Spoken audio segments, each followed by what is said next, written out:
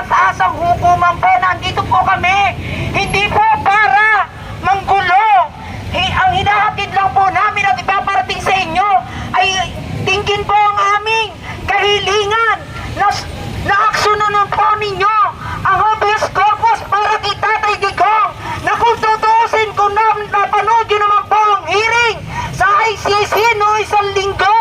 Anong sabi ng isang judge, isang judge na tumayo na ang sabi niya wala nang jurisdiction ang ICC sa Pilipinas, pero bakit hanggang ngayon si Tatay Digong hindi nyo pa rin pinapauwi? Kataas-taas ang hukuman, wala na po kaming ibang malalapitan kung hindi kayo lamang ang tanging Supreme Court ang makakapag-aksyon ng ating habeas corpus para kay Tatay Digong.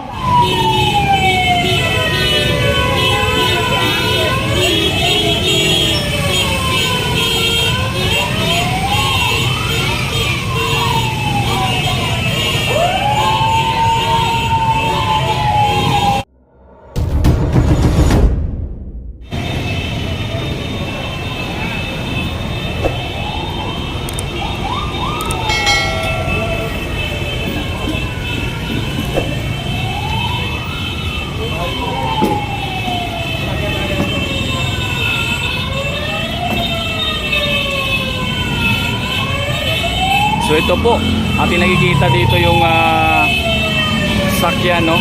May nakalagay hakbang ng maisog, Justice for Tatay Digong.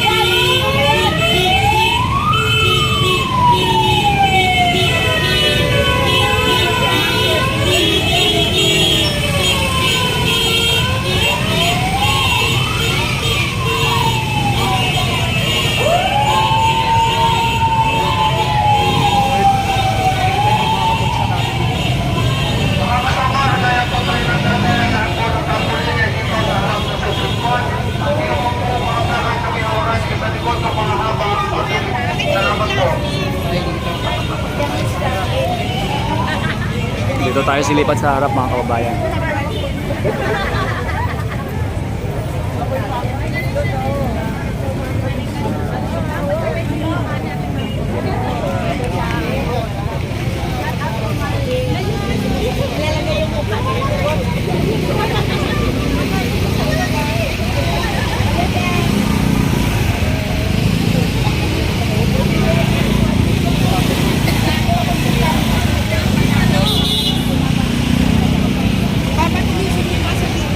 Mga kasabayan po natin ang mga trampolin upang mabasa ng taong bayan ang ating kinain sa malungkot sa gobyerno ng Pilipinas.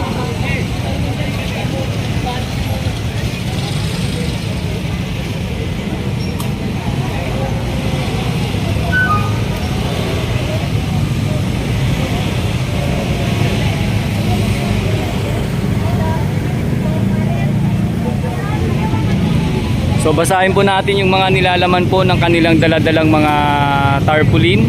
So andyan po yung Duterte Rally supporters, kung saan ito yung sinasabi, no, lumalaban para sa kapakanan ng taong bayan. Yan.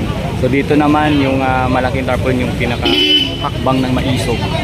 So andyan po yung mga iba pang mensahe na kanilang bit-bit, no, itinataas sa pamamagitan po ng tarpaulin, mga kababayan.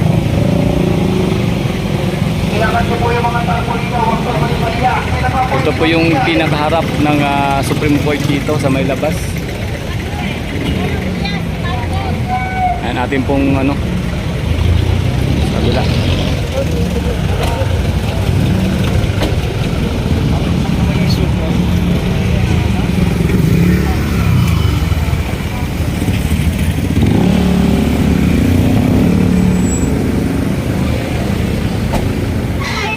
Ng taong bayan!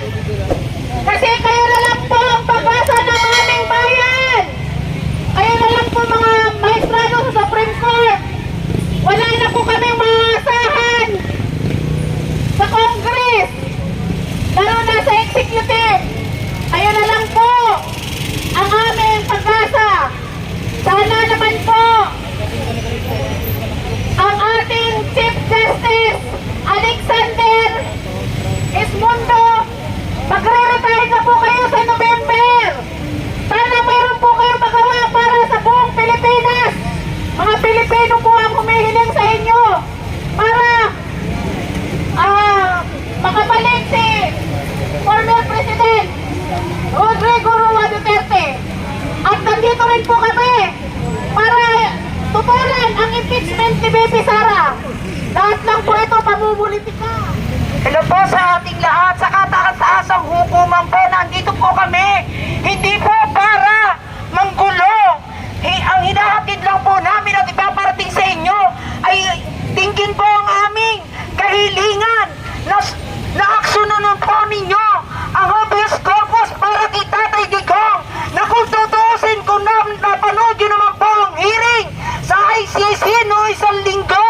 Anong sabi ng isang judge, isang judge na tumayo na ang sabi niya wala nang jurisdiction ang ICC sa Pilipinas, pero bakit hanggang ngayon si Tatay Digong hindi nyo pa rin pinapauwi?